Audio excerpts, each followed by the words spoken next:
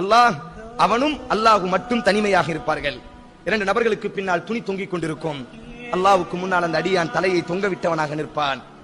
அல்லாஹ் அவனுடைய பட்டோலைகளை படித்து காமிப்பான். அடியானே, இந்த இடத்தில் நீ இந்த தவறை செய்யவில்லையா? அடியானே, இப்படிப்பட்ட தவறை நீ ஈடுபடவில்லையா?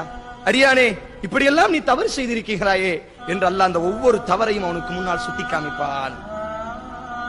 நடியான் அழுது கொண்டே சொல்வான், நாம் யா ரப்பி, எனது கருணையாளனே, என்னை படைத்த ரப்பே, நான் அந்த பாவம் செய்திருக்கிறேன் யா அல்லாஹ், நான் அந்த பாவம் செய்தேன் யா அல்லாஹ், நான் அந்த பாவம் செய்தேன் யா அல்லாஹ், நான் அந்த பாவம் செய்தேன் யா அல்லாஹ் என்ற அந்த அடியான் அழ ஆரம்பித்தவுடன் அல்லாஹ் ரப்புல் ஆலமீன் சொல்வான், நண்பு அடியானே, நீ கவலை அடைய வேண்டாம், உனது கால்கள் நடுங்க வேண்டாம்.